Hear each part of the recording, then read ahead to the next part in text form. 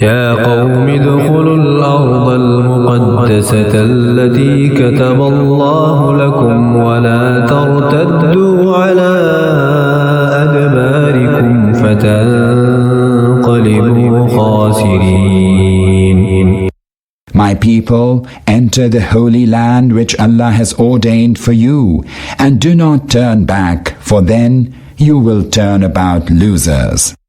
قالوا يا موسى إن فيها قوما جبارين وإنا لن ندخلها حتى يخرجوا منها فإن يخرجوا منها فإنا داخلون.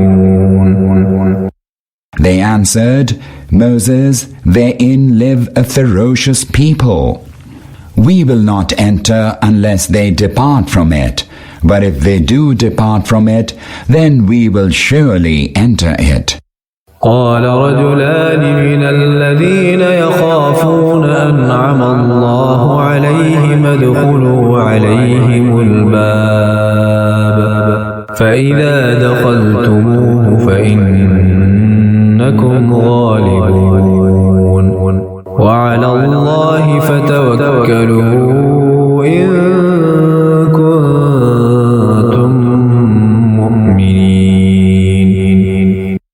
Two from among these men who were frightened, but upon whom Allah had bestowed His favor, said, Enter upon them through the gate, for if you do enter, you will be the victors. And put your trust in Allah, if indeed you are people of faith. قالوا يا موسى إنا لن ندخلها أبدا ما داموا فيها فاذهب أنت وربك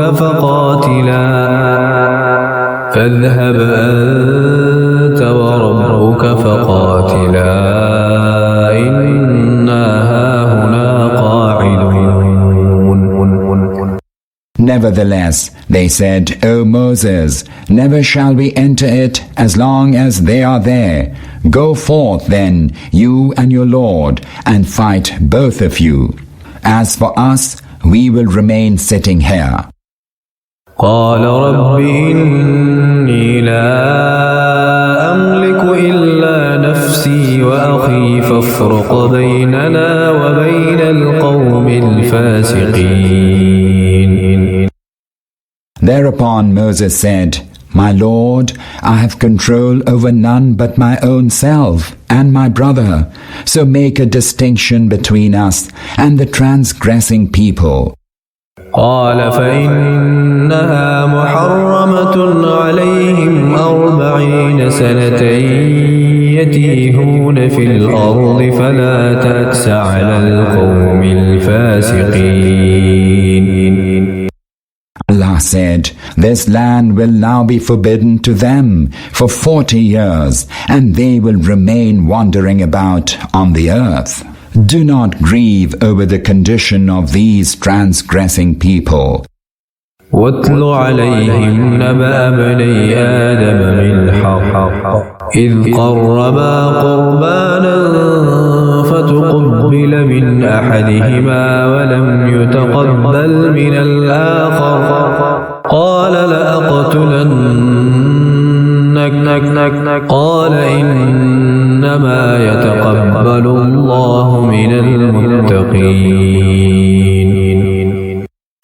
Narrate to them in all truth the story of the two sons of Adam, when both of them made an offering, and it was accepted from one of them, and was not accepted from the other. The latter said, I will surely kill you. Thereupon the former said, Allah only accepts offerings from the God-fearing. لئن بسطت إلي يدك لتقتلني ما أنا بباسط يدي إليك لأقتلك إني أخاف الله رب العالمين.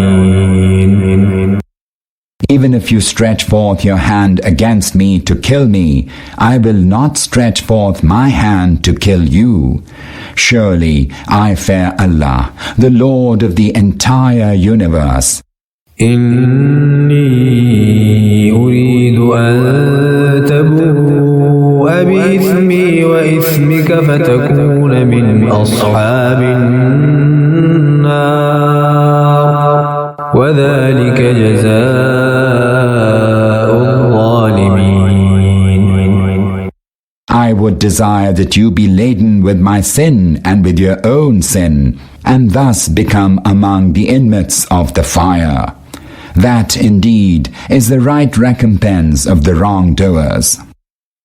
فطوعت له نفسه قتل أخيه فقتله فأصبح من الخاسرين. At last his evil soul drove him to the murder of his brother, and he killed him, whereby he himself became one of the losers.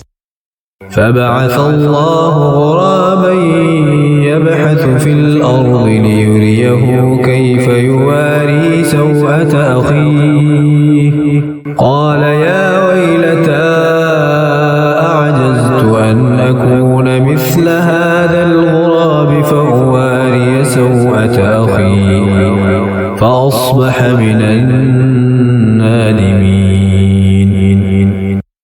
Thereupon Allah sent forth a raven who began to scratch the earth to show him how he might cover the corpse of his brother. So seeing, he cried, "Woe unto me! Was I unable even to be like this raven and find a way to cover the corpse of my brother?" Then he became full of remorse at his doing. من أجل ذلك كتبنا على بني إسرائيل أنه من قتل نفسا بغير نفس أو فساد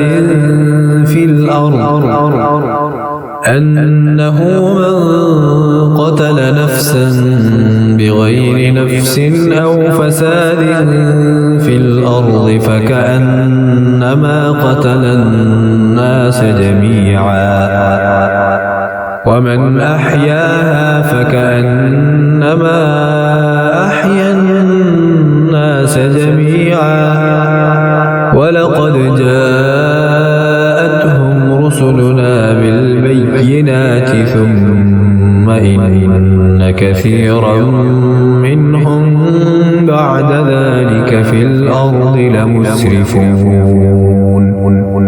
Therefore we ordained for the children of Israel that he who slays a soul, unless it be in punishment for murder or for spreading mischief on earth, shall be as if he had slain all mankind, and he who saves a life shall be as if he had given life to all mankind. And indeed, again and again did our messengers come to them with clear directives, yet many of them continued to commit excesses on earth. إنما جزاء الذين يحاربون الله ورسوله ويسعون في الأرض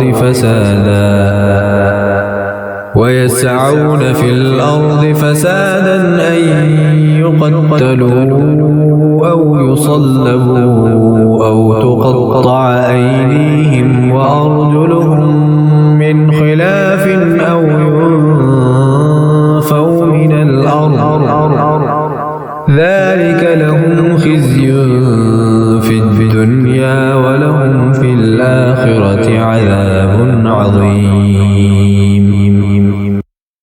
Those who wage war against Allah and His Messenger and go about the earth spreading mischief, indeed their recompense is that they either be done to death or be crucified, or have their hands and feet be cut off from the opposite sides, or they be banished from the land. Such shall be their degradation in this world, and a mighty chastisement lies in store for them in the world to come. إلا الذين تابوا من قبل أن تقدروا عليهم فاعلموا أن الله غفور رحيم. Except for those who repent before you have overpowered them. Know well that Allah is all forgiving, all compassionate. يا أيها الذين آمنوا اتقوا الله وابتغوا إليه الوسيلة وجاهدوا في سبيله لعلكم تفلحون. Believers, fear Allah and seek the means to come near to Him and strive hard in His way. Maybe you will attain true success. إن الذين كفروا لو أن لهم ما في الأرض جميعا ومثله معه ليفتدوا به من عذاب يوم القيامة ما تقبل منهم ولهم عذاب أليم.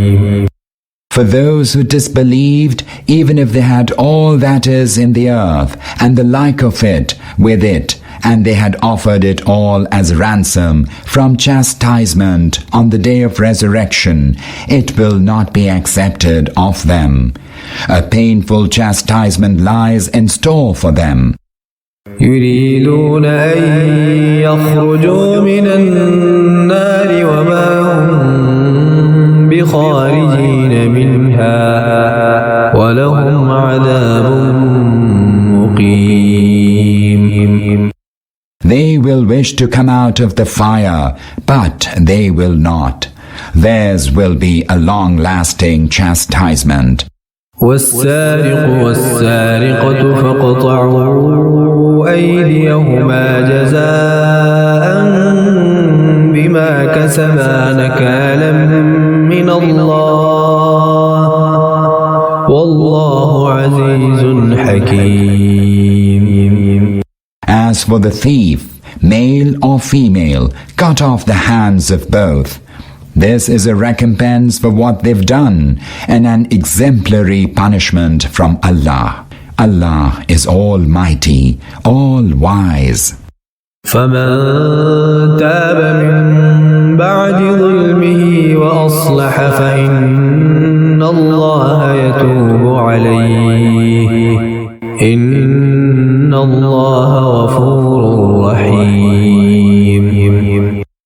But he who repents after he has committed wrong and makes amends, Allah will graciously turn to him. Truly Allah is all forgiving, all compassionate. ألم تعلم أن الله له ملك السماوات والأرض يعذب من يشاء ويغفر لمن يشاء والله على كل شيء قدير. Do you not know that to Allah belongs the dominion of the heavens and the earth? He chastises whom He wills and forgives whom He wills. Allah is all-powerful.